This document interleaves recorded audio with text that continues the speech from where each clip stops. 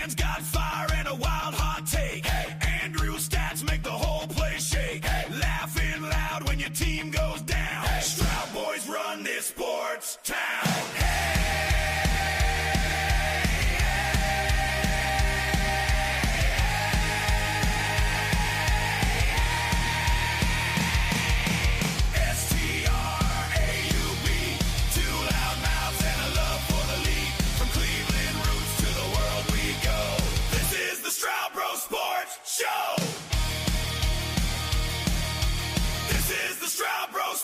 Show! Sundays, Mondays, we live for the fight. College game day and Thursday night. Rivals fall and the banter flies. We bleed our teams till the day we die. S-T-R-A-U-E.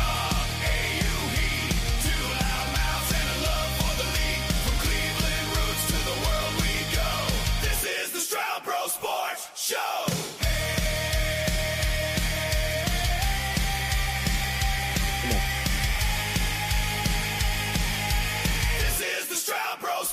Show. Welcome everybody to another episode of the Straub Bro Sports Show. As you see, only one camera, only one guy in. Yes, Big Bro is tapping in with you solo today. Let's get some comments rolling. First of all, shout out to my guy Ray. Shout out to my guy Joe Gaming too. Some of your comments are coming in at your screen name, so they were throwing me off. But I mean, welcome in. As I said before, little bro not with me today. He decided that he's going to have important work events pretty much every day this week. He tapped in with me on Tuesday. He tapped in with us on Tuesday. That was his only available day, which means, hey, it's all of us today. So let's get those comments on the screen and let's get to the show. First things first. What's going on, everybody? Appreciate everybody tapping in with us as well. Hey, yes, absolutely. Happy Thursday. We are in today. Let's talk sports. Let's get to it. The first thing I want to talk about is the most important thing that happened all week for me, and that is your college football rankings, which means it's time for graphics. It's time for stolen graphics. Hey, don't tell nobody. Shh. But college football playoff rankings came out Tuesday, and we had some changes. What's going on? Everybody in the comments, like I said, make sure they're updating. Oh, yeah, we're good to go. Your college football playoff rankings came out Tuesday, and we had some changes. Not a lot, but a couple, and a couple that I want to discuss. First of all, Ohio State remains at number 1. Indiana at number 2. I don't have no beef there. Number 3, Texas A&M remains the same, but the number 4 spot changes, and that goes to your Georgia Bulldogs. I don't have a problem with that. Alabama loses, Georgia moves up.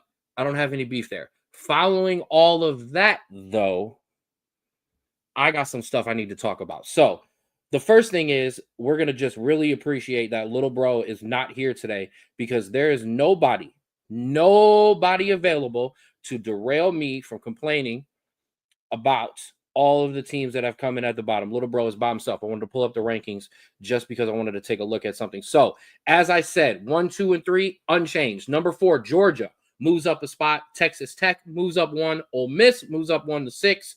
Oregon moves up 1 to 7. Oklahoma moves up 3 spaces after their win over Alabama up into 8. Notre Dame stays at number 9. Alabama falls 6 spots down to number 10. And then the other 2 teams that are involved in, because, hey, everybody has to play, is Miami, no problem there, and Tulane.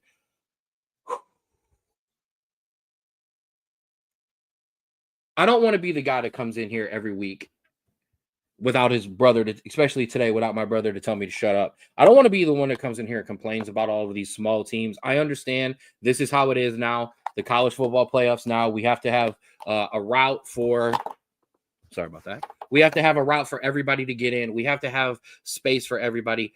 I don't want to see Tulane in this game. Tulane is going to get run off the field, even by Texas Tech. I know we've been talking about James Madison. I know we have talked about North Texas as well. This is a struggle because these teams just aren't good. We don't have the Boise State from last year. It's not that I don't like any of these teams. It's just that there isn't enough there for me on any of these teams' resume for me to look at any of these smaller schools and believe that they actually have a chance. It's hard for me to rock with that at any point right now. Sorry, I want to get things up and rolling up on the screen too. Make sure everything is good to go. But yeah, that's where my problem is. Now, Miami, somebody from the ACC has to be in. So that becomes one of the biggest issues there. Notre Dame, I know this is tough. I know I'm just going to sound like a homer. You cannot, and let me know in the comments if you agree with me here, because this is what my biggest beef is right now this week with the committee. Obviously, I'll pull down so you can see the Irish stuff. So obviously, that's my team. That's who I rock with. Here's my problem though. What's going on, Vaughn? Appreciate you for tapping in with me, bro. Here's my problem. Oklahoma goes out and beats Alabama. Beautiful. They deserve to rise in the rankings. We got jumped by Oregon. Oklahoma jumps us. Everybody else moves up, and that's including Texas Tech, Ole Miss, Oregon. No love for the fact that Notre Dame beats a ranked team, the thing that we had been accused of not doing because we hadn't done it yet this year. So we go out and we take care of that, and it's almost like, too bad. So I do have beef there. Now, I don't know where to necessarily put them. I'm not saying necessarily that we're top 4, but I feel like if you're going to reflect in everybody going in and playing well and then beating a ranked team and you're going to reward them with a boost, I don't think it should. What the problem I'm having with Notre Dame right now is there's this large outside conversation happening about, well, they're not in a conference. Well, you gave us a chance to get in no matter what. Well, they don't play in a championship game. Well, you gave us a chance to get in no matter what. Now it's, well, do we really want to reward that? No, that's not right. We're handling business on the field. We beat up on a ranked Pitt team. I feel like we should have got a boost. I don't know. I'm the homer. I don't have the opposing viewpoint today. I get to run the show myself. So that's how I'm going to leave it. I feel like we should have been boosted. I'm not saying we should have just risen up and been number 1 in the country, but that would be my issue. Other than that, and you can let me know too, I don't really think there's a big problem here. I don't see a lot of issues with this. Like I said, Alabama was going to fall no matter what. Depending on where they fall, it's kind of dependent on how you feel. The thing is, we're high on this Oklahoma team. We know what this Oklahoma team can do. They have a Heisman candidate. As long as you have all of that, the committee's going to look at you differently when that's your loss. And now I'm hearing all of this, and I've heard a lot of it this week. Well, Miami has 2 losses. Notre Dame has 2 losses, but they have the head-to-head. Head-to-head matters until it doesn't. Head-to-head is great. But, for example, if Northwestern beats Michigan and Ohio State beats Michigan, does that mean Northwestern and Ohio State are on the same? No. So I get that Miami has a win over Notre Dame, but Miami also has some horrific performances. Even in my 2 losses, I lost by 1 point to Texas A&M, and we botched an extra point that probably would have tied it. And we lost by 3 to Miami. So I don't understand the disconnect there. But other than that, like I said, I don't have a problem with this.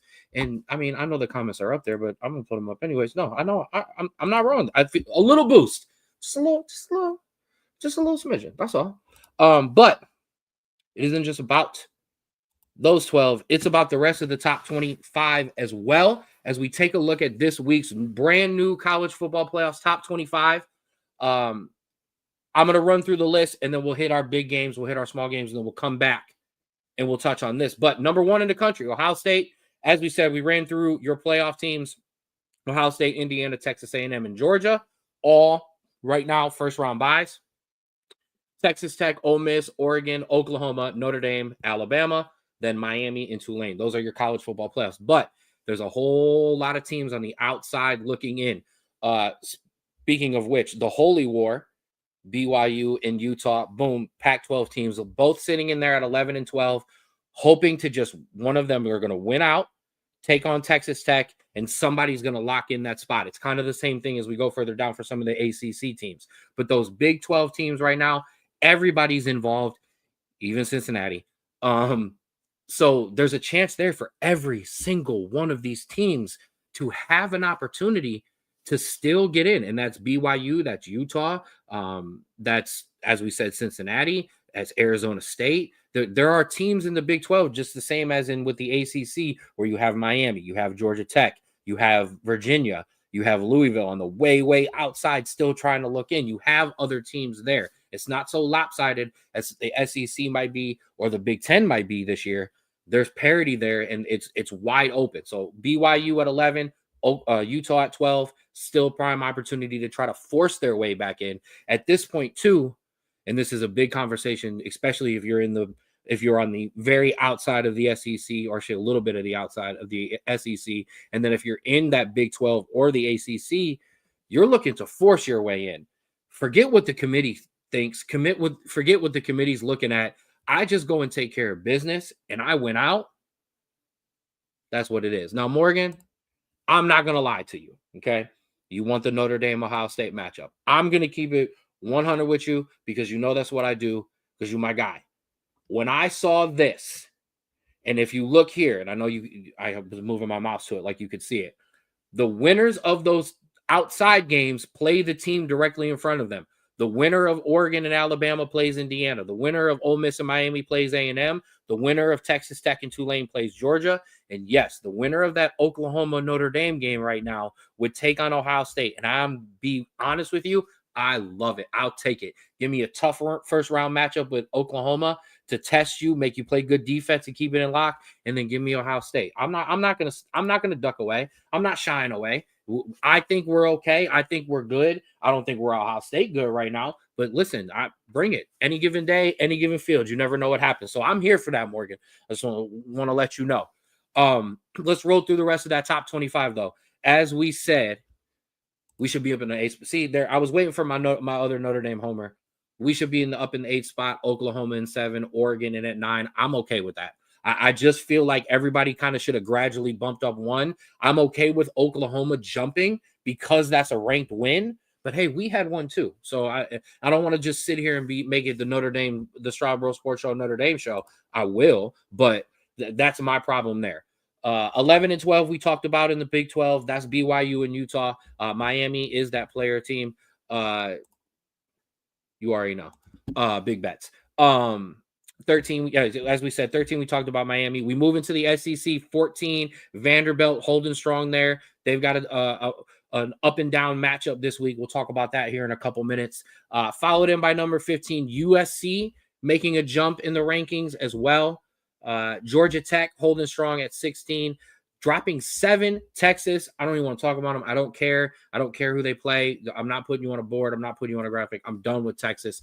Michigan and Virginia hold strong at their last week rankings at 18 and 19. For Michigan, at this point, the only real hope for Michigan is a Big Ten championship. I don't even know if that pathway really truthfully exists for them, but I mean, that's pretty much the only thing that's going to get them out of this. Virginia, the same way, went out, try to make it to the ACC championship game and go from there. I'm so glad on this one. Coming in at number 20, I'm so glad Lil Bro is not here. Tennessee goes up 3 spots after beating up on New Mexico State last week. I don't know. I'm not sure on that one. Appreciate you as always, Oos. Big love there. Tennis, this whole SEC thing, and it's going to continue this week. So we'll just get that out of the way. This is not going to be where all of a sudden the SEC has a tough schedule this week. But it's a whole lot of cupcakes there again. But yeah, Tennessee, big risers. But we'll see. Illinois, and then I should say 21 through 25, all newcomers to the top 25. And honestly, you're going to see a lot of that. Reason being, the committee, they'll tell you what they want. They'll tell you that they sit there for those 4 hours and they go through the whole top 25. No, that 4 hours, 3.5 hours is getting your top 10 to 12, your college football playoff teams.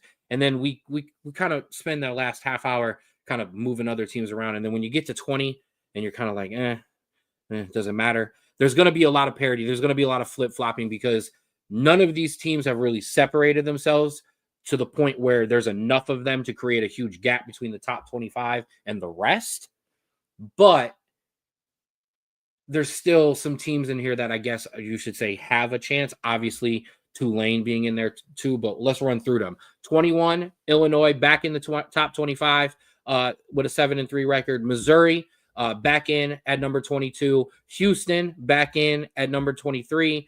Tulane, Green Wave, that's your outside college football playoff team right now. Your I should say your non-power 5. And then number 25, Arizona State. I do believe this is Arizona State's 3rd or 4th trip into the top 25. I mean, it's just the way that the Big 12 has just been eating itself alive this year, that I mean, basically one of these teams kind of loses, drops, somebody upsets, they jump in, and we just kind of rinse and repeat, minus Texas Tech and BYU, because even Utah has dipped this year. Obviously, Arizona State, Cincinnati has spent some time in the top 25. Arizona's been a player. There's been multiple teams in the Big 12 that have done this. So not a surprise to see Arizona State there, but I don't hold too much weight for it because a lot of these teams, we're going to see where it ends up. Arizona State loses. Any of these teams lose, we're just going to swap them out as where when you get higher up, obviously, there's a little bit more room for error for some of these teams where, you can kind of space it out. So that's your top 25. I'm going to run through the rest of our games in a minute, but everybody knows how we do this. It is time for your Straub's sneaky watchables. We've got 4 good ones I really, really want you to pay attention to this week. As I said, our big games are the big games because they're ranked matchups. We want to tune in and see those ranked teams play each other. They're not always the greatest games. These ones right here, we have nailed for multiple weeks this year. And we'll run through them now. We start at 3:30 on ESPN. Kentucky travels and takes on number 14, Vanderbilt. Kentucky, Vanderbilt? Ken, yes. Number 1, this Kentucky team has had some low-scoring performance or 2, but for the most part, this Kentucky team can put up some points. And they have played some of the bigger teams, not necessarily to the nail, and not necessarily in a nail-biter to the end, but they have made those other teams put up points and play their game. I really like that here.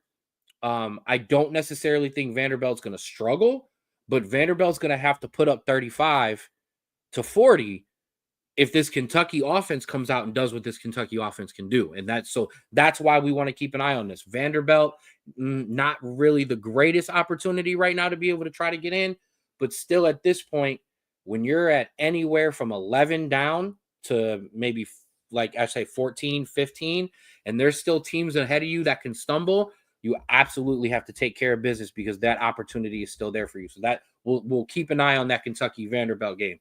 3:45 over on ESPNU. Yes, it still exists. Number 24, Tulane takes on Temple. Plain and simple.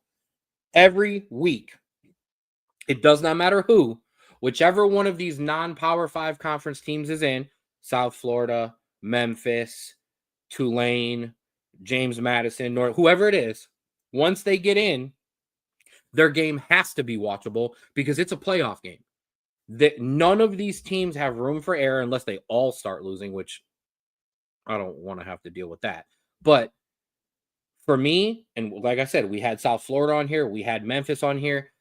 Tulane, this is a playoff game. You have to beat Temple. You have to take care of business, and then you won't have any issues. If you don't, you're out. Next man up. We'll see you later. Maybe next year. Maybe if those other teams recycle and reset and lose again, but you're kind of running out of weeks. So that's why that game's there. Something to keep an eye on. You see the score on the bottom of the ticker and it's close, or maybe Temple's up. That's the one to flip over and watch. We move ahead, only 15 more minutes. So we went 3:30, 3:45. Let's move ahead to 4 o'clock on Fox. TCU takes on number 23 Houston. This TCU team is dangerous. This TCU team can play close. This Houston team has had some great performances, and they've had some really, really bad ones too. And at this point, any team that is ranked and any team that has a shot in the Big 12 is a game that you have to keep an eye on, because if this Houston game goes a certain way, it might help or hurt Cincinnati. It might help or hurt Arizona. It may help or hurt Texas Tech. It may help or hurt BYU or Utah. There's so many different scenarios playing out in the Big 12 that any of these kind of matchups that you kind of just want to keep an eye on. I got one on the bigger graphic we'll take a look at later, but this is a big one to keep an eye on. And then how much better, well, not for me, but how much better this game may have been if Pittsburgh could have at least maybe put up a decent performance against Notre Dame. It would have definitely been on the next graphic, and it may have been a little bit more hype. But at 7 o'clock on ESPN, Pitt travels and takes on number 16 Georgia Tech. I will say this, though, and I understand I've been hard on this Pitt team and all of that. If Georgia Tech if they bring that NC State effort, Pitt's going to wash them. And I don't even mean this will be a close game. That Pitt team has a good defense. They've got a young quarterback who is not phased by the moment. Now, we forced him into some bad things. We also put him into a 14-0 deficit within 2 minutes of the game. That will kind of test any young quarterback, especially a kid who's 18 years old and 6 months ago was in high school. But this Pitt team has the talent. They have things. They're still a year or two away, but they have the tools that if Georgia Tech does not play well, we're going to look up at 7 o'clock on ESPN and going, oh, wait a minute. Maybe it is just Miami. So that is another one to keep an eye on there as well. Those are your watchables. Those are the games to keep an eye on. Let's talk about the big ones. And bro, you're not here, so I put you on the graphic. We'll start with that one actually at the we'll leave little bro for last. Actually, we'll start at noon. So in between all that 3:30, or I should say before we get to that 3:30 and that 3:45 and 4 o'clock matchups, we start right at noon with a big one in the SEC. It does not stop for Oklahoma. Number 22 Missouri travels to Norman to take on number 8 Oklahoma. I mean, one of the reasons we looked at this Oklahoma team, similar to the way we looked at the Texas team, this schedule is a gauntlet. I mean, any schedule in the SEC is a gauntlet. There is no easy schedule. I mean, truthfully, there's no easy schedule in college football. And I'm not, and we won't ever turn this podcast into the SEC is better than everybody else. Nobody else is the SEC, blah, blah, blah, blah, blah. However, with a team like Oklahoma that's already played Texas, they've already played Alabama, they've already had to play other ranked teams. I mean, at some point, you would say something has to give, but more than that, it's another notch on that belt. If Oklahoma, and I'm basing this off of somewhat what I've seen from the playoff committee, if Oklahoma was to go out and put out an outstanding effort and they were to just wipe the floor with Missouri, I mean, you're looking at an Oklahoma team that could possibly start to reach out and pull out Georgia or Alabama. Well, Alabama took themselves out. Well, Oklahoma took them out. But you have an opportunity for Oklahoma to reach out and kind of pull back Georgia from that bye, that coveted week off, that coveted bye, that automatic bid there that gets you that first round bye. You're looking at an Oklahoma team that would have a resume that would pretty much stand up to anybody who's in the country. I mean, the wins are impressive. Yes, the losses are bad, but the wins are impressive. And one of the things that I've tried to give an overall philosophy about, especially this year, the zero matters in that undefeated sense, but the losses don't take the toll on you that they used to. But why? But number one, when you open your playoffs to 12 teams, when you open it to 4 and then to 8 and now to 12, you're going to have to allow teams in. 12 teams aren't going undefeated every year. I mean, if you want to find 12 undefeated teams, that's fine, but that's going to be one ugly playoffs with not great football because you're not going to have the quality in that you had before. And with the parity, and in which the way that a lot of these teams, and I'll give a lot of these teams credit, including the big ones, as much of these teams have now started to schedule, Ohio State playing Texas, Notre Dame playing Georgia last year. We've got one upcoming with Alabama. The way these teams have been scheduling the bigger teams, so we have these big games at the very beginning of the year or sprinkled in throughout. And that's aside from our ranked matchups within the own conferences. you're going to pick up a loss or two. That happens. We talked about it every year. Every single year before this playoff started, every single person could come up with a story from a year where, man, but my team, hold on, no. But we were undefeated and we never got the chance, or we only had one loss and that one loss was the team that won it all. How come we should have been the team to rematch them in the championship? Everybody's got that story. What the committee has done is said, okay, we'll continue to write it. 1 doesn't just cost you. 2 doesn't cost you. You still got a chance. But why do they have a chance? Well, if you ever go back, do it for me. Go back to those BCS years. Go back to the early years of the playoffs. Go back and look at those final rankings. You're going to see what you see now. You're going to see teams with 2 losses and 3 losses. The difference was then you didn't care. You didn't care who was past 1 or 2 because all I knew was 1 and 2 were going to play each other. 3 and 4 maybe had a chance. After that, no, it didn't matter. Sugar Bowl, Tostitos Bowl, Champs Mayo Bowl, whatever, Popcorn Bowl, Pop-Tart Bowl, whatever it is, the Nike Bowl, the Cuyahoga Falls Rapids Bowl, whatever it might be. We didn't care about those teams. Now that you have this ranking, now that I need 12, I care more. So that's where, yes, I understand picking up a loss here is not great, but at the same time, if I've got outstanding wins, I can have 1 or 2 of those losses. So we'll see what happens there. Mama's in the house. What's going on, Mom? Love you, Mom. Riding solo. A huge win possibly for Oklahoma. It would cement them almost certainly into the playoffs, damn near. And for Missouri, an opportunity to do what you have yet to be able to do, which is be in the SEC, have one of these top-tier SEC opponents thrown at you, and you able to actually get it done and actually get a win out of this. It would be huge for Missouri. It would vault them up in the rankings. It would put them right up there with Vanderbilt, just on the outside looking in.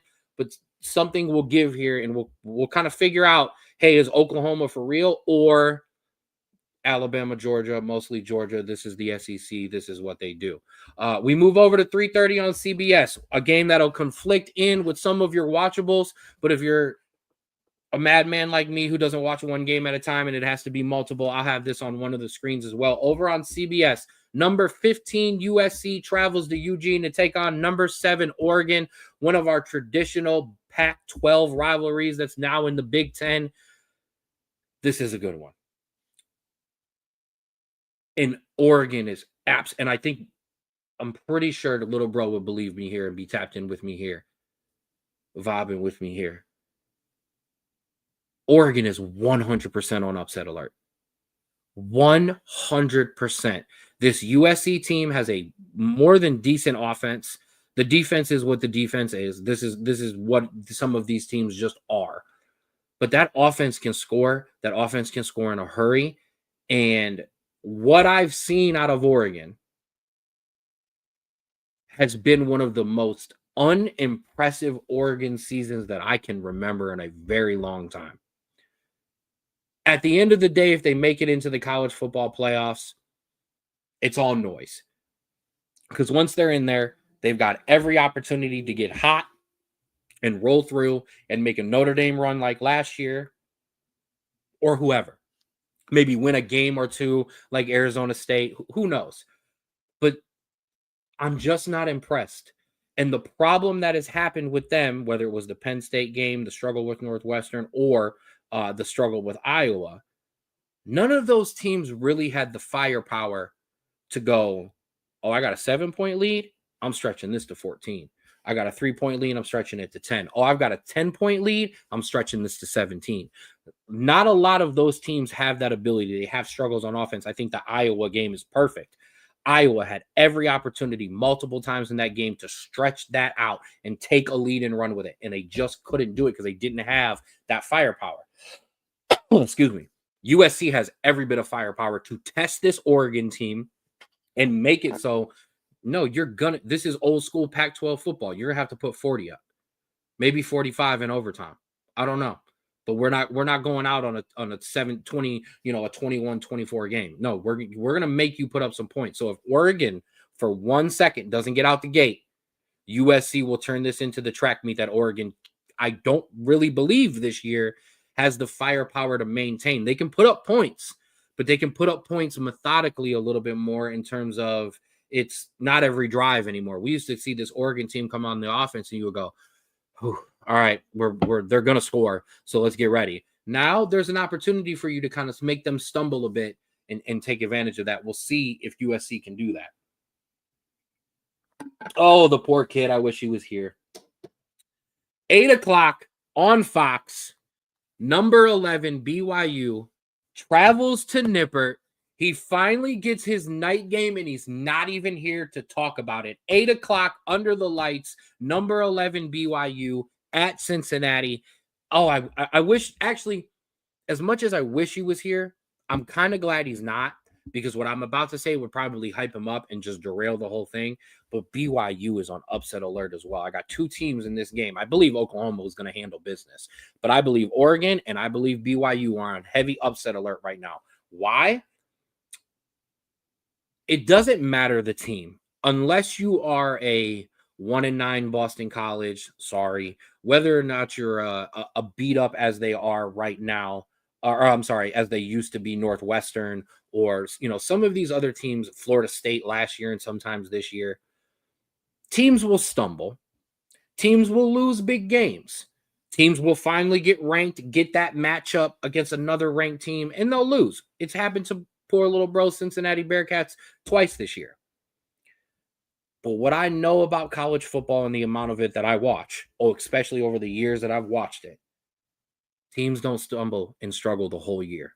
And not every big game. We've seen it from Florida this year. We've seen LSU rise to occasions. We've seen Florida State play some good games. You're not going to beat them up every game. And the thing that I do like about this Cincinnati team is they will beat you up. Now, does that mean they can necessarily hang with the Utah? Okay, no, they had to travel to Utah and they got them. They went toe-to-toe with Arizona. Arizona made some plays because they have a really good quarterback.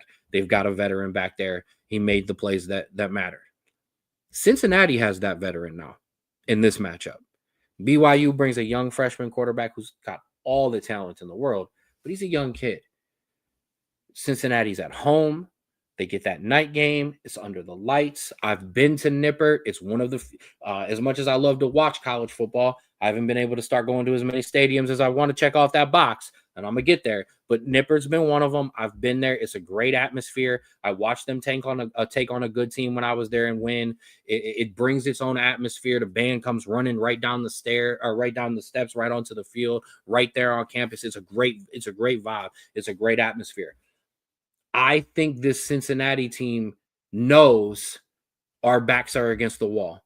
We do not have any opportunities as he taps in. Cincinnati doesn't have many opportunities left. So for me, when you have a team like that that's backed against the wall, knowing they don't have anything left but to win, they become one of the most dangerous teams in the country. I don't care who you put aside from them. And I definitely think Cincinnati has every opportunity to all of a sudden you look up in the third quarter and you go, Bearcats up 21-10 on BYU? Uh-oh. And yes, bro, I absolutely had to punish you by putting you up on the big board, number one. Number two, you got your night game and you're not even here to talk about it. We'll let you talk about it on Tuesday. I hope for you that it's a good review for you so you can talk about how amazing it was to have that game under the lights. I know you'll be watching, if not traveling down there to try to go there. But either way, yeah, those are your big games of the week. As I said, 22 Missouri at Oklahoma, number 8 Oklahoma, number 15 USC at number 7 Oregon, and then yes, the last one, number 11 BYU at number 27, maybe like number 33, wherever Cincinnati has fallen in that rankings. I know little bro will probably correct me here in a second and let me know exactly where they are. What we are going to do now, because I'm all by myself, we'll do a reset. We're going to take a quick break. We're going to talk baker. We're going to talk baked goods, but we're going to take a quick break and then we come back. Actually, there we go. Here's your need to force. We'll get our Bearcats insight, even though he's not on the show. Need to force BYU into making mistakes. Defense hasn't done it all year. No, but you can be physical, and this BYU team is not physical, and that's where I think Cincinnati has that opportunity. You go out there and you punch BYU in the mouth in the same way that you did earlier in the year when you had your big upset. I think that's the formula for Cincinnati. And like I said, I just don't believe Cincinnati is going to go into their third big game of the year and lose it again. Yes, you lost to Utah. Yes, you lost to Arizona. I just don't see that happening. I feel like this is the one where you get over that hump. Now, that doesn't mean next week or the week after something doesn't go bad, but I just believe I think this is your week, bro. Bro, you got this. You got this, bro. That's why you made it to the big board. Why are you on the big board? Because you're on the big board because I think you're going to get it done. But as I said, we're going to take a quick break. And when we come back, it's time for Big Bros, Big Bets. We're going to get ourselves back in the mix this week, and we're going to make a little bit. Ken Straub here for Schmoopy Sweets and Treats, the official bakery of the Straub Bros Sports Show. And I'm also here with Stella and and Straub. And boys, do we have a lot to tell everyone about today. Schmoopy's is your go-to for all your bakery needs. Gluten and dairy-free options for muffins, cheesecakes, rolls, breads, cupcakes, cake pops, pies, cakes, you name it, it's there. And boys, what do we think? Oh, I love it. I love it. Me too, boys. So, if you need anything, especially in this fall time, make sure you get in your orders for pies and pumpkin rolls and cinnamon rolls. Place your order now at Smoopy's Sweets and Treats. All right. Back in here on the Straub Bros Sports Show.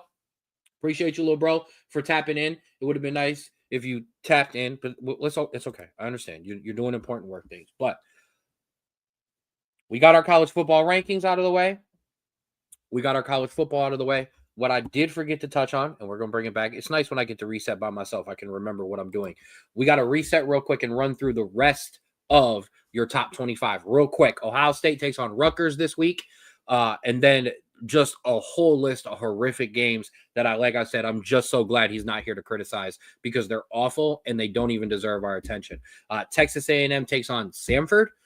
Georgia takes on Charlotte. I don't even know. Texas Tech and Ole Miss are off this week. We talked about Oregon and USC. We talked about Oklahoma. Notre Dame takes on Syracuse. Not going to give my Irish a lot of credit for there unless they just absolutely handle and take care of business. Alabama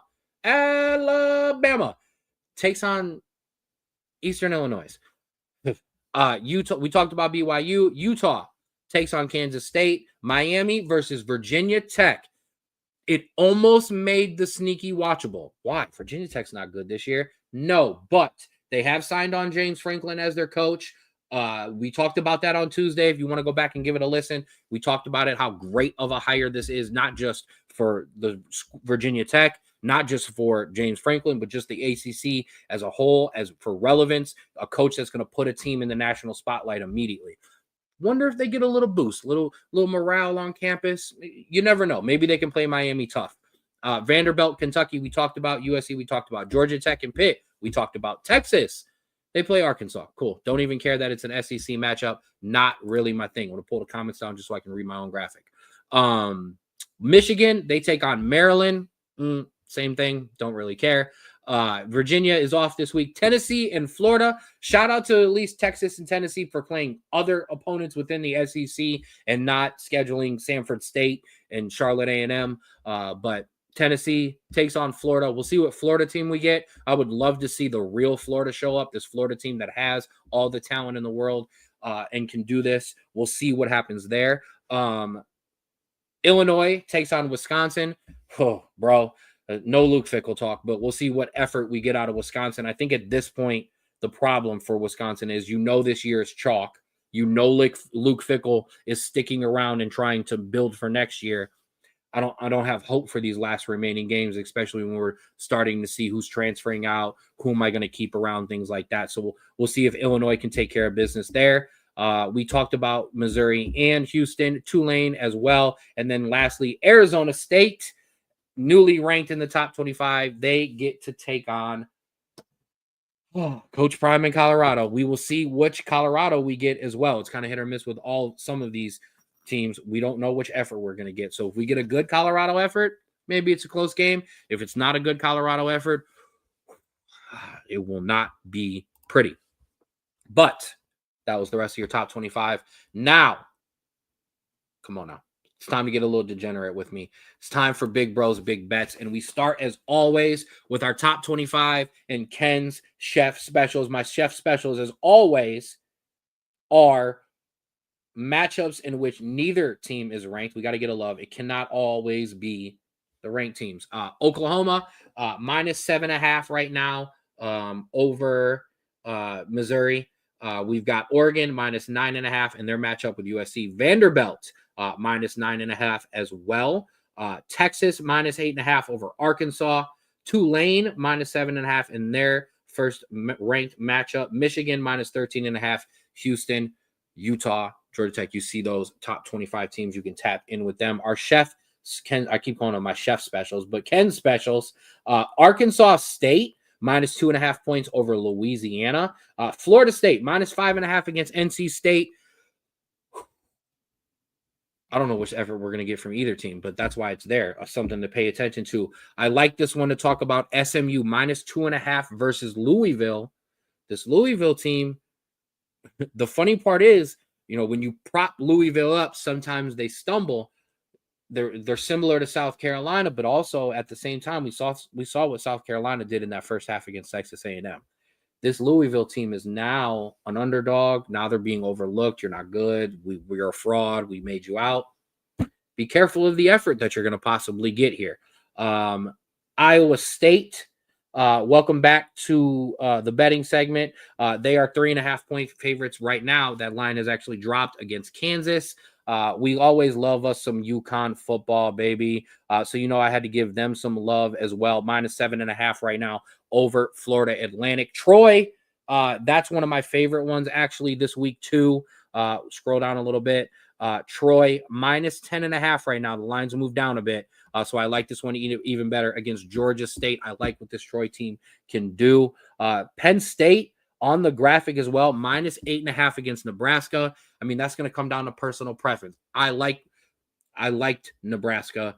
Did not come through for us as much as we thought, but you know, you never know. North Texas, bro, you're getting some love there. Minus 18.5 against Rice.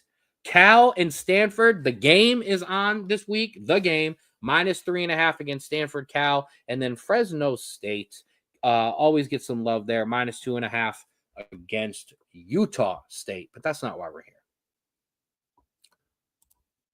We had a rough week last week, but that happens. We're locked in this week. I sat down. I did the work. I did the research. It's time for Big Bros, Big Bets, your locks of the week. What are they? Give me Oklahoma, minus 7.5 over Missouri. Yes, I think Oklahoma takes care of business. I don't think it's a problem. James Madison, minus 13.5 over Washington State. Bro, this is all you. This is all your love right here. You tell me, every week, not just how good this James Madison team is, but to watch out for them. They're right there. Prove it to me. I know Washington State can score. I know they've kept it close and upset a team this year. James Madison, go out and handle that business. UConn, minus 7.5 over Florida Atlantic. Come on now. Lock it in. Kentucky at Vanderbilt, the over of 52.5. I love it this week. Vandy can score. Kentucky can score. I know sometimes when these teams have both matched up with a better opponent, sometimes the scoring has gone down. I don't think we're going to do that this week. I think we're going to pick it back up. Duke at North Carolina, over 51.5 for the love of college football. Both of these teams should be able to score 25 points in a football game. Kentucky and Vanderbilt, I know it's the same thing, but both of these teams have done that multiple times this year. They've almost cleared the 50 themselves. Duke and North Carolina, play a quality football game. I believe in it. Give me that over 51.5. And I know what you're thinking. Ken, you threw Nebraska out. You just dogged them 2 seconds ago. Yeah, but listen, when the money's on the line, we use our heads. We don't use our hearts. Give me Nebraska plus 8.5 versus Penn State. Penn State, I don't know what you're doing. You don't know what you're doing. I know what Nebraska is doing. Whether or not I love it is irrelevant at this point. I like what they're doing. Give me Nebraska to keep it close. maybe win by a field goal, lose by a field goal, but I love that plus 8.5. That puts us at, as I said Tuesday, but a reminder, 41-31 overall this year on our locks through 13 weeks, 10 games above 500. We're going to push that up. We're going to keep that moving for the rest of the year. Upsets wasn't completely updated Tuesday. We are now through 13 weeks of college football. Me on the Straub Sports Show. I can't say we on this one because he doesn't participate in this part, but me, 27 upsets picked. One of these is going to hit this week. Throw $1 on each of them, or whatever it is that you rock with. Throw $100 on each of them. I don't know how you gamble. We gamble. You gamble. We all gamble differently. Okay. Get Florida in this up. Get Florida in that upset section. Hey, listen. I don't know, Sean. I'm not really super high on you, but we'll see what effort you bring. But we'll take a look at it. But right now, your upsets for me of the week, we've got Louisville locked in at plus 116. We've got Air Force. We always give love to our academies. Air Force plus 142.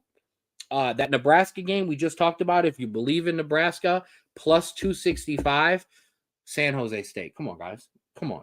We've got San Jose State versus riveting television when I have to run through it and find it myself without the hand of my trusty guy over there. But hang with me. San Jose State, San Diego State. I don't have to mix them up this week because they play each other. San Jose State plus 350 right now. Michigan State are plus 640 right now. And you might be thinking to yourself, Ken, that is crazy. There is absolutely no chance right now that I should take anything to do with this Michigan State team. However, not so fast, my friend. All right, so they take on Iowa this week. Here's what I know. Okay, we are 13 weeks through the college football season. This is what I know to be fact. Michigan State can score. Michigan State plays good teams tough. Iowa cannot score, and they have to play you close to be in the game. That has all the makings for if at any point this Michigan State team can get that offense rolling, you're going to leave Iowa in the dust. Now, Ken, this game is going to be 17-13 and Iowa's going to win. I got you, but come on now. Listen to your guy here. I call these upsets out. Watch out for this Michigan State team. I really like that. And then lastly, I mean, we talked about it earlier. We call this in the business, a tease. We bringing it back, coming for a full circle on it. If you believe, which I kind of do, that Virginia Tech is going to get a bit of a boost, not necessarily, there's no recruits come in, nobody signed yet, but when you hire that coach and you get that guy, and you get a guy that is going to elevate your program, and that's something that I've not heard a single person who I trust to talk about college football say the words, I don't like this Virginia Tech hire of James Franklin. It brings a boost to the campus. Hey, we got James Franklin. Oh, yeah, next year. Yeah, next year. Well, the players hear that too. Next year. No. I want to go impress coach right now. I want coach to know I'm staying. I got 2 years left, or I got a year left. I want coach to know that I'm here for him, and we're going to build something here. So watch out for this Virginia Tech team to kind of get punchy with Miami plus 730. I mean, that's house money right there. You put a little something on that. I'm not saying throw it into your parlay, but I'll just throw a little single bet on that and just kind of keep your eye on that on the weekend. So that'll do it for Big Bros Big Bets. We are going to take another quick break. Let me reset again, and then we're going to talk NFL. Today I want to talk to you about Ani's Army Foundation. Started by Mark and Lynn Meyer to honor their daughter Annika, Ani's Army Foundation was formed to raise money for the research of medulloblastoma tumors and other pediatric cancers, while making a positive impact on the community and helping those families in need. Here on the website, anisarmy.org, you can follow Ani's story, a story of strength and the love that her family has with her and she has with them as she fights this battle. Here on the website, if you can, please donate via Venmo, credit card, PayPal, cash, or check. Any donation is loved and any donation is appreciated. Thank you. All right, we're back in here on the Straub Sports Show. Thank you for tapping in with us as always. Whether you are with us on our YouTube page, with us on Facebook, we appreciate all of it. I appreciate the likes. I appreciate the shares. I've seen the boost myself up and down in with the viewership today when we get those little shares. I appreciate everybody for rocking in and everybody who stuck with us as well. So without further ado, let's talk some NFL. We talked about our college. We got our bets on the way. We've got NFL games to talk about, and we start tonight. As always, it's Thursday night, so that means we've always got a little bit of NFL sprinkled in with our college. I do want to mention one or two of those college games are on tonight too. I'll double check the schedule and get which one those are, but we've got some tonight as well. But NFL time. Thursday night, we've got Bills at Texans. I mean, this is the Bills have been up and down. I've been very critical of them because everybody has just crowned them as the team in the AFC now that Kansas City has taken a step back. And they're not even right now, to me, the clear favorite in their division. I still really like this Patriots team. I like what Drake May has done this year. I like they've now started to unleash Travion Henderson, Stephon Diggs, from every single person around that team and in that locker room has said he's been nothing but a great leader and a great player. That's a dangerous team. But this Bills team has an opportunity solo here on Thursday night. And I know these Thursday night games are tough. And it's sloppy, tough football for one reason and one reason only. These guys just played on Sunday. There's not enough days for them to rest. So the Thursday night games are sloppy. But Buffalo has every opportunity here tonight to cement and stamp in and let us know, no. That Patriots thing died with Tom Brady. This is what we do. We are now the kings of this AFC division, AFC East division, and it's ours for the taking. So Buffalo has an opportunity for Houston. Stay afloat if you possibly can. But like I said, Buffalo should take care of business. Now let's get to your Sunday 1:00 slate. We start with the Pittsburgh Steelers at the Chicago Bears. As we said on Tuesday, Aaron Rodgers is hurt. Aaron Rodgers is out. So Mason Rudolph will lead that Steelers offense to take on a Bears defense that has three players in the NFL in the top of the NFL in touch or interceptions. Three players up there, one other guy for the Jacksonville Jaguars. So this Chicago Bears defense is not one to be played with. Mason Rudolph got a younger arm than Aaron Rodgers, but he don't have his vision. So he better make sure that he's been studying that playbook, or that Bears defense is going to tear apart that Steelers offense. And we're going to have to start talking about Chicago as a legitimate playoff contender, especially with the way that Caleb Williams has been throwing the ball. But a lot of that will get sorted out Sunday. Patriots travel to Cincinnati to take on the Bengals. I mean, for the Patriots, play a little bit of defense and you're going to win this game. You don't play defense and all of a sudden you're going to look up and the Bengals are going to have 35 points, because that's just what Joe Flacco has been doing damn near week in and week out.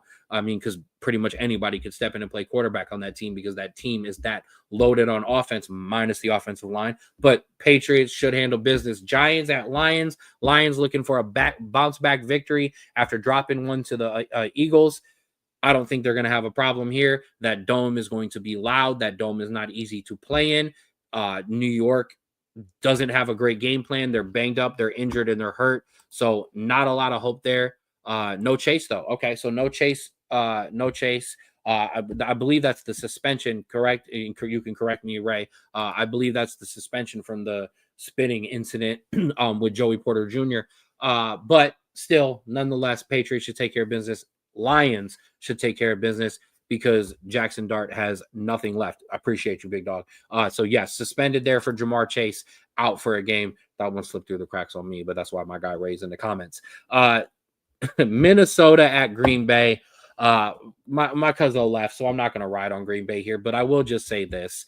Take care of business. You're at home. You're playing a Vikings team that has been so up and down, inconsistent in quarterback play and in defense. Go in and take care of business, because you're kind of chasing the Bears now. As much as we talked about this Green Bay team, in terms of who's playing great right now, the Bears are playing better than the Packers. I know what? Huh? Yes. Yes, the team with Caleb Williams is playing better than the team with Jordan Love right now. Green Bay, go in and take care of business, and we'll talk about you next week. Seahawks at Titans. Wow. Seahawks should take care of business, no problem. At some point, if you're the Titans, all we want to do is lock up that number one pick, go get us an offensive lineman, go get us a star wide receiver, maybe an absolute just game changer on defense. But that's what their focus is right now, not playing football. Colts at Chiefs. This is a good one. Colts have been playing well. The Chiefs have struggled. They're on the outside of the playoffs looking in. This has every making for us to be coming in the Tuesday show with me having to ask my brother to be the man. Are we sure that we beat the man? And are Patrick Mahomes and the Chiefs back? Are they still in contention? Because I just don't truly, fully believe in this Colts team. Yes, Jonathan Taylor is an MVP. Yes, the defense is great, and they've made it even better. You still have Danny Dimes, and they have Patrick Mahomes. I know teams have quote unquote figured out the Chiefs, but I need to see it. Sorry. And then our last 1 o'clock matchup is just a bad one. The New York Jets travel to Baltimore to take on the Ravens.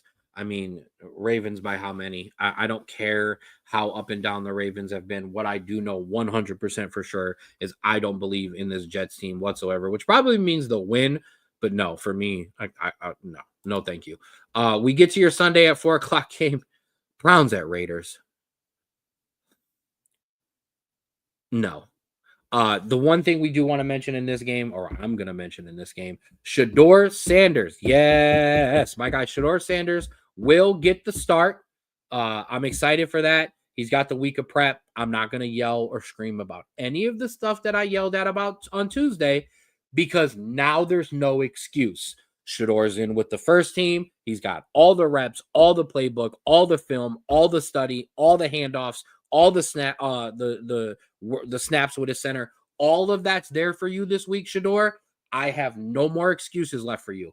I need you to go out and play. I need you to go out and ball. I need you to go out and do what you do. Give me what time is it? I need all of that this week. All right, give me all this one. All right, give me all of that. That's what I need from Shedeur this week. Okay, that's what I need because now I can't defend you anymore after this. Now, if he goes out and has an okay performance, the same okay ass performances I've seen out of Dylan Gabriel, I'm not going to listen to the hate being louder than it was for Dylan Gabriel. But listen, if he goes out and absolutely just shits the bed like he did last week, I'm not going to sit here and defend it. It's not me. I'm not going to do it. I want you to have every opportunity to succeed. But once you have every opportunity, it's on you to succeed. I know this Browns team's not great. I know it's not super talented, but this Oakland defense isn't good. This Oakland team is not great. All of their best players are over on the offensive side of the ball, the little one, a couple that they have. This is your opportunity, Shedeur. Go make a name for yourself. Go at least show the rest of the league, hey, I can play. Jacksonville at Arizona. I don't care. Two mid teams that I just don't care about. But I got to care about this one. 4 o'clock on Fox. Eagles at Cowboys. I have been screaming for weeks that I don't think and shout out to Ray for that, the nod towards the Browns game there. Ashton Genty for 120 and 2 tutties. Your run defense is good. So I won't, but you never know. Philly at Dallas. I've complained for weeks about this Philly team. I said they are not good. They're mid. Somebody please beat them. Now it's my turn. Put up or shut up. Flat out. We went out week 1, had every opportunity to beat them with guys getting thrown out before the game, and we didn't take care of business in the end. This is your opportunity. This is the team you're chasing in the division. This is the team that everybody's trying to knock off right now. Here you go, Cowboys. Here you go, Dak. Don't blow this. Yeah, we'll talk about that Tuesday. Falcons travel to New Orleans in a little division matchup. Kirk Cousins and the Falcons travel to New Orleans. We'll see what Kirk Cousins we get. We'll see if he can still play quarterback. Sunday night football, we've got a good one. This is your game right here. Bucks at Rams. Baker Mayfield and the Buccaneers travel to take on Matthew Stafford and the Rams. Should be a nice high-scoring affair on Sunday night. A lot of fantasy movement, a lot of parlays going. This has everything made for it to go the right way. So we'll see if we can get a good one there, because Monday night, I'm not so sure. Carolina travels to, I almost said Candlestick. Oh, I'm old. Carolina travels to San Francisco to take on the 49ers, a healthy 49ers team with all of the pieces starting to fill back in on the offensive side of the ball. Here you go, Carolina. Drew asked the question on Tuesday. Is it time to start taking this Carolina team seriously? I said no. You win this game, we don't have a choice but to take you seriously. You lose this game, I can at least start to keep asking the questions. I don't have to just give it over to you. So we'll see what happens Monday night. I'm not hopeful for Carolina, but like I said, I'm willing to change my mind when I'm presented with more facts. And the fact is, you go out and win this game, I have no choice but to look at them in a different light. Yes, I'm allowed to call myself old, okay? I'm not ancient, all right? There's a difference. And then our teams on a bye this week. Denver Broncos, try to get that offense together. Los Angeles Chargers, figure out if you're freaking good or not. Washington Commanders, I don't like you. I don't want to talk about you because you're a terrible franchise. Miami, I don't know what you're doing either. You're so up and down. All of these teams need a bye week, and they definitely got one there. Whew. No commercial this time. I'll take the breath myself and relax. We got one more. We hit our college football. We've hit our NFL. And just because little bro is not here does not mean that I was going to let you slide on the footy. We've got some EPL this week. We are back. We've got some big games. I'm not even going to talk about the one in the middle because he doesn't even deserve it. I'm joking. We will start at the bottom, though, with a big matchup there towards the top of the table as Spurs travel to London to take on Arsenal. At this point, we've seen Arsenal slip up. We've seen them not be so invincible. We've seen them give up goals in that 2-2 draw to Sunderland the last time that the Premier League was back in action. This Spurs team, after a draw with me not too long ago as well, they're high flying. They can score. They get out on the front foot. They like to move the ball. The thing that will hurt them in this game is Arsenal will sit back. They will hold the block. They will play good defense, and they will not allow the game to be so open until they want it to open up. Spurs, they need a more open game. They need a free-flowing game. They need a couple of your guys to make an extra run, be out of place, lose the ball. They can take an advantage and get out, and they can run. Arsenal doesn't like to do that, which will make this matchup a little bit tougher for Spurs. So we'll see what happens. I truly believe Arsenal come out with a 2-1 victory or maybe even a 2-0 victory, but still a game plan to be had. We will talk about the game in the middle. Chelsea take on Burnley. Go handle business, bro. Like, let's just be real. This is one of your easy slide-ins back into the Premier Leagues after the international break. Go ahead and take care of business. You're looking for a 2-3 nothing Chelsea win there. And then lastly, the game of the week. Everton travel to Old Trafford to take on Manchester United. I mean, short, sweet, and simple. We had a nice run of victories. Then there was 2 draws. It mixed in between. 2 in a row. Nottingham Forest and Spurs. Now you go into this Everton game after the international break. This is where we start to look at the run of games before it, and it gets put in its proper perspective. If Everton comes into Old Trafford and takes 3 points or even takes a point, you look back at those couple of wins and then those 2 draws and you go, the wins were nice, but it definitely seems like we've flattened out and we've come back to earth. You go out, you handle business, and you take 3 points from an Everton team that has been mid-table and decent. But if you can play like this Manchester United team has showed they can play, and not just in small handfuls this year, in a large, sustainable amount, it has seemed, if they go out and can get 3 points, we look back at that and go, okay, those 2 draws were just maintaining because you're going to have to do that sometimes. And now we're back to form. So 3 points for me is the deciding factor. It's not always, it's tough to say they've got to win the game for me to be impressed in a game and in a league that allows ties, but I really need to see a top performance from this team for me to go, okay, I don't have questions. Because if they go out and they lose, or if it's an ugly draw, I'm going to continue to ask the questions, because it cannot just be to pump more money in. At some point, you've got to have and you've got to play with the guys that you got there. So we will take a look at that obviously on Tuesday when we do our review. Now, he was not going to allow me to get away and do some more footy. He leaves it to me by myself. But as we talked about, we are starting to narrow down our teams that have qualified for the World Cup here in America in 2026. Obviously, your automatic qualifiers, your host, the USA, Canada, and Mexico. However, as you see, that list is starting to expand and grow. We've pretty much got all of our spots narrowed down, 6 spots left, 4 via European playoff. Those teams there in Europe that have made the playoffs, they're going to go head to head. Winner comes out. And then 2 spots via intercontinental playoffs. What does that basically mean? Everybody else that's not in Europe. So they're all split up. The European teams will battle for those spots, and so will everyone else. There's a couple ones, though, that we absolutely have to point out. Algeria making their first World Cup since 2014. Cape Verde for the first time. We always love that, to be able to experience that for a country. It's amazing.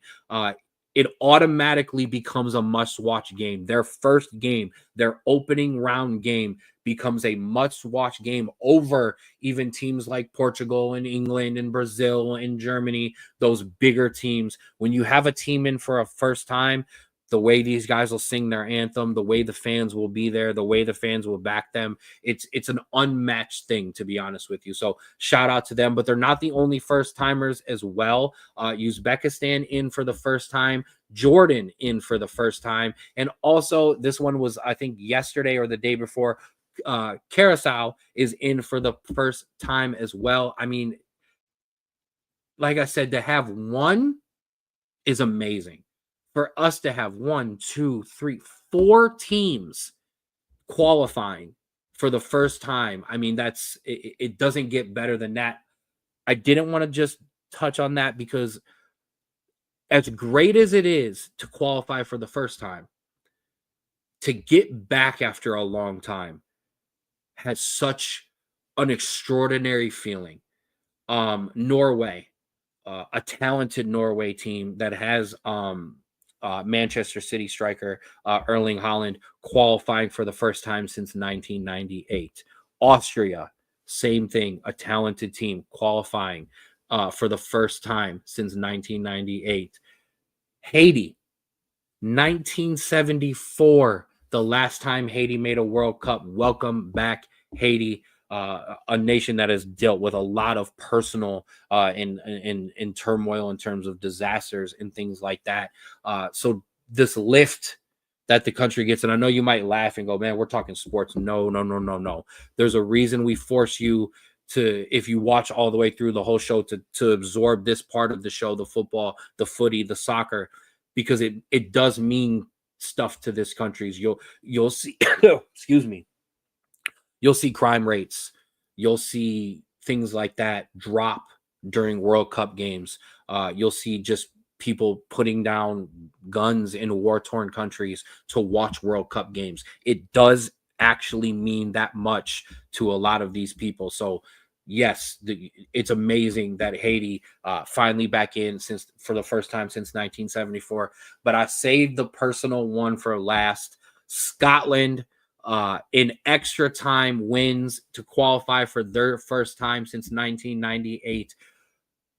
If you know anything about the history of this game and where it's rooted in places like Brazil, obviously. It's rooted in places like Argentina and in South America. It's rooted in places like Germany. It is rooted in places like England, but right outside of there, in the Irelands, in the Scotlands, it's kind of forgotten how deep the football roots go there. So to see Scotland get in, this is a talented Scotland team. Scotty the Body McTominay, my guy from former Manchester United, now Napoli player, helped leading that team. Great to see them in. As I said, we're getting very, very close. 2026 is around the corner. So once we hit that first of the year, it is nothing but overdrive as we start to get ready. And last but not least, it was finally announced, I do believe yesterday, the USA will play their final send-off game before they travel in. Well, not travel technically, but their last send-off game before the World Cup against Germany. I like that because it's a German opponent that's good. They're going to be trying to ramp up and get ready for the World Cup the same as we are. So good to have quality opponents in there as well. So that'll wrap up the footy. Mama's headed back to work. Appreciate you as always, Mama, for checking in. But as well, so when the footy's over, usually means the show's over. So much abbreviated, and I think that was much needed after I would say probably 2 weeks or so straight of us kind of really running long on some shows. I mean, the college football has been great. The NFL has been storyful, regardless of whether the play's been up and down. And obviously, the footy dominates because me and my brother can't not talk about it. But I want to appreciate everybody for rocking in with me today. Solo dolo today. I tried to hold it. I tried to hold it down myself. I think I did an okay job. A couple of hit or miss spots in there. I appreciate you as always, Pops. Ray, as always, as well. I appreciate you, my guy. That's my brother right there. And my Pops. Everybody, I appreciate your likes, your shares, your comments, your stuff behind the scenes, whatever it might be. I appreciate every single one of you. That'll do it for me. Not for us. That'll do it for me. Big sports weekend. Tap in with it. Tap in with your loved ones. Make sure you get with your people and ride the vibe. Vibe out. That's what we're doing right now. We spreading the love and we're vibing out. Let's watch some sports. Let's have a good time. Shout out to my Cuyahoga Falls Rapids guys. I will be tapping in with you guys Saturday for the workout. I'm not going to promise whether or not I'm going to work out because I don't make those kind of promises anymore, but we'll see.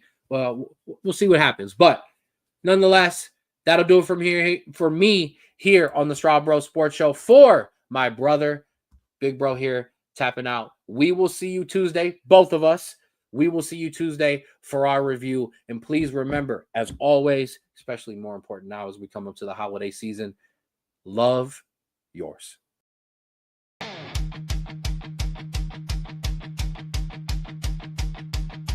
Hey, Ken's got fire and a wild hot take. Hey, Andrew's stats make the whole place shake. Hey, laughing loud when your team goes down. Hey, Straub boys run this sports town.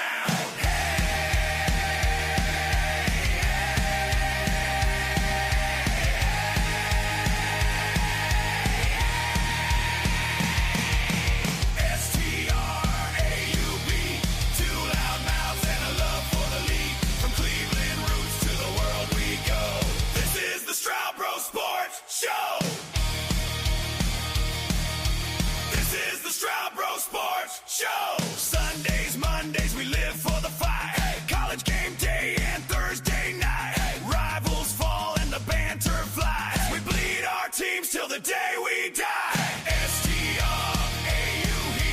two loud mouths and a love for the league. From Cleveland roots to the world we go. This is the Straub Bro Sports Show.